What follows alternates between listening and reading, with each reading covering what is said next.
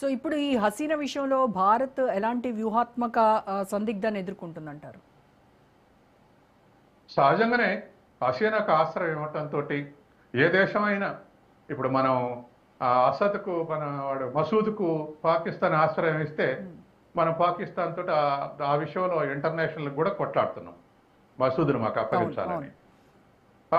అట్లనే Dalai Lama China నుంచి ఇక్కడ వస్తే ఆ దలైలామాను అప్పగించాలని చైనా కొట్లాడుతుంది. అదొక మన రెండు రిలేషన్స్లో అదొక డిస్టర్బింగ్ ఫ్యాక్టర్. అట్లే బంగ్లాదేశ్ వాళ్ళు కూడా హసీనాను మాకు అప్పగించాలనే డిమాండ్ బంగ్లాదేశ్లో ఉంది. హసీనాకు ఆశ్రయం ఇచ్చాం కాబట్టి ఇప్పుడు వచ్చిన కొత్త ప్రభుత్వం భారత వ్యతిరేకతని ఒక కీలక అంశంగా పరిగణించి అంతర్జాతీయ సంబంధాలు నెరుపుతా ఉంది. అదవరకే కాస్త ఆర్థికంగా చైనా వైపు మొగ్గునటువంటి బంగ్లాదేశ్ ఇప్పుడు రాజకీయంగా కూడా మొగ్గే అవకాశం ఉంది. కాబట్టి సహజంగానే ఈ హసీనా ఫ్యాక్టర్ అనేది బంగ్లాదేశ్ మనకున్నటువంటి రిలేషన్స్లో ఒక స్ట్రెయిన్ ఫ్యాక్టరే. ఇది గమనించినటువంటి హసీనా కూడా ఆవిడ పెద్ద తరం అయిపోయింది, సుమారు అరౌండ్ 80 years వచ్చినట్టుంది. కాబట్టి సహజంగానే శేష త్యాగం ఏదైనా బంగ్లాదేశ్ కోసం త్యాగం చేస్తానట్టుగా ఈ మధ్య మాట్లాడుతుంది.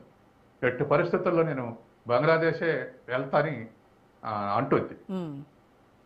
తను పోతే బంగ్లాదేశ్ పోతే తన పార్టీ మళ్ళీ రీయాక్టివేట్ అయ్యే అవకాశం ఉంది. తర్వాత విద్యార్థులు ఉన్నట్టు కోపతాపాలు కనుక వెనక పట్టుబట్టి ఉంటే అట్లా ఉండే అవకాశం ఉంది. బంగ్లాదేశ్కు ఒక లక్షణం ఉంది. బంగ్లాదేశ్లో 91% మంది ముస్లింలు, 8% మంది హిందువులు, 1% బౌద్ధులు ఇతరులు ఉన్నారు. 91% ముస్లింలు ఉన్నా వాళ్ళు రాజ్యాంగంలో సెక్యులర్ స్టేట్గా డిక్లేర్ చేసుకోరు. అది మన భారత ప్రభావమే 71లో విముక్తి అయినప్పుడు. ఆ విధంగా ఉన్నటువంటి బంగ్లాదేశ్లో ఇప్పుడు ఫెనటిజం ఎక్కువైంది. బంగ్లాదేశ్లో ముస్లిం ఫెనటిజం ఎక్కువైంది. ఫెనటిజం ఎక్కువ కావడంతో ఇదివరకు ఉన్నటువంటి సెక్యులర్ క్యారెక్టర్ రోజు రోజు కోల్పోతుంది బంగ్లాదేశ్. దాంతో ఇవాళ ఈ ఫెనటిస్టులు, ఇంటర్నేషనల్ లెగ్ ఉన్న ఫెనటిస్టులు ఉన్నారు. తర్వాత అమెరికా ప్రోత్సాహం ఉండే అవకాశం ఉంది. అప్పటికే ఒక సిఐఏ ఏజెంట్ పర్యటించిపోయిందని చెప్పేసి హసీనా మన దేశానికి వచ్చినటువంటి 3 నెలలకే వార్తలు వచ్చినాయి. తర్వాత ఎన్నడూ సంబంధాలు లేనటువంటి పాకిస్తాన్ తోటి బంగ్లాదేశ్ 2 దేశాల మధ్య వాణిజ్య సంబంధం నెలకొల్పుకోవాలనే చర్చలు జరిగినాయి. సహజంగానే బంగ్లాదేశ్ని ఇటు పాకిస్తాన్ ప్రోత్సహిస్తుంది. ఇదే వైఖరితో ఉంటే అటు అమెరికా కూడా సైలెంట్గా బ్యాకింగ్ ఉంటుంది. కాబట్టి ఖచ్చితంగా హసీనా ఫ్యాక్టర్ అనేది మన 2 దేశాల మధ్య రిలేషన్స్ స్ట్రెయిన్ కావడానికి అవకాశం ఉంది. ఫెనటిస్టుల చేతిలోకి పోతుంది, రోజు రోజుకు ఫండమెంటలిస్టుల చేతిలోకి పోతుంది. మూడోది ఇంటర్నేషనల్ బ్యాకింగ్ కూడా దొరుకుతుంది. ఒక పాకిస్తాన్ విషయానికి వస్తే సార్, పాకిస్తాన్లో ఏ ప్రధాని కూడా పూర్తి కాలం ఉండలేదు. అంటే పదవి దిగితే జైలుకి వెళ్ళడం ఖాయంగానే ఉంది అక్కడ పరిస్థితి.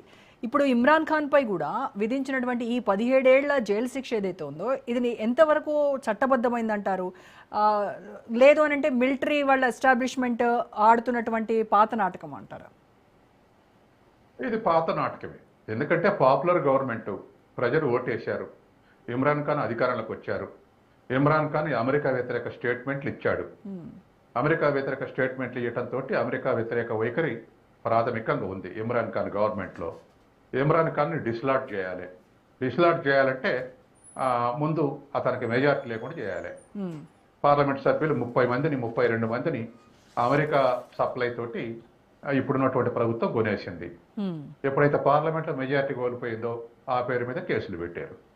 కేసులు పెట్టి విచారణ తతంగం పూర్తి చేసి జైలు జీవితం చేశారు. అది పాకిస్తాన్లో గతంలో మనకున్నటువంటి హిస్టరీ ఏమిటి అంటే దిగిపోయిన ప్రతి నేతకు ఏదో ఒక శిక్ష, ఆఖరికి ఉరి శిక్షలు కూడా అమలు జరిపినటువంటి మనం చూశాం కదా. కాబట్టి తర్వాత రెండోది ఏ ప్రభుత్వం వచ్చినా అక్కడ సైన్యాన్ని కాదని పాలించే పరిస్థితి లేదు. ఇండిఫరెంట్ యాటిట్యూడ్, అక్కడ సైన్యానికి ఇండిఫరెంట్ యాటిట్యూడ్ ఉండదు. అంటే అందరి ఏడల సమాన వైఖరి కలిగి ఉంటాం, లేదా ఆ పరిణామాల ఏడల ఇండిఫరెంట్గా ఉంటాం. అటువంటిది పాకిస్తాన్ సైన్యానికి అలవాట్లేదు. ఇప్పుడు మనం చూస్తున్నాంగా ట్రంప్ ఎవరిని పిలుచుకొని మాట్లాడుతుండో, ముర్నీనే పిలుచుకొని మాట్లాడుతుండో సైన్యాధ్యక్షుడిని. కాబట్టి వాళ్ళ డామినెన్స్ కొనసాగేందుకు ఇంటర్నేషనల్ సపోర్ట్ కూడా ఉంది. సో నియంతృత్వ దేశాల సంగతి పక్కన పెడితే సార్, ఇటు సౌత్ కొరియాలో కావచ్చు, బ్రెజిల్లో కావచ్చు, అక్కడ ప్రజాస్వామ్యబద్ధంగా ఏర్పడినటువంటి నాయకులే కదా. అక్కడ కూడా ఈ సౌత్ కొరియాలోనేమో యూన్ సుక్ యోల్కి 30 ఏళ్ళు, బ్రెజిల్లో బోల్సనారో 27 ఏళ్ళు. వీళ్ళకు కూడా ఇంత మేర శిక్ష పడింది అని అంటే ప్రజాస్వామ్యంలో శిక్షలు మరింత కఠినంగా ఉంటాయి అని వీళ్ళ ఉదంతాలు నిరూపిస్తున్నాయి అనుకోవచ్చు అంటారు. ఇవాళ కొరియాలో కానీ జపాన్లో కానీ తీవ్రమైనటువంటి అవినీతి ఉంది. మామూలు అవినీతి కాదు. ఎవరు అధికారం ఉంటే వాళ్ళు అసలు మన దేశంలో అవినీతి అనే మాట్లాడడానికి ఒక 100 రెట్లు ఎక్కువ అవినీతి చేస్తున్నారు అక్కడ ఉన్నటువంటి అధికారులు ఉన్నటువంటి ప్రభుత్వాలు. దాంతో వాళ్ళు అక్కడ ఉన్నటువంటి ప్రధానమంత్రులు కానీ అధ్యక్షులు కానీ డిస్లాడ్జ్ అవుతున్నారు. అది జపాన్లో కానీ సౌత్ కొరియాలో కానీ కరప్షన్ ఛార్జెస్ మెయిన్ ఛార్జెస్ ఉన్నాయి. వాళ్ళకు పడే శిక్షలకు వాటి పేదమైనాయి. అట్లాగే బ్రెజిల్లో కూడా అదే పరిస్థితి. బ్రెజిల్లో కూడా అణచివేతలతోటి నియంత పోకడలు ఉన్నటువంటి ప్రభుత్వం కాదు. డెమోక్రటిక్ అనే ఎలక్షన్ జరుగుతున్నాయి.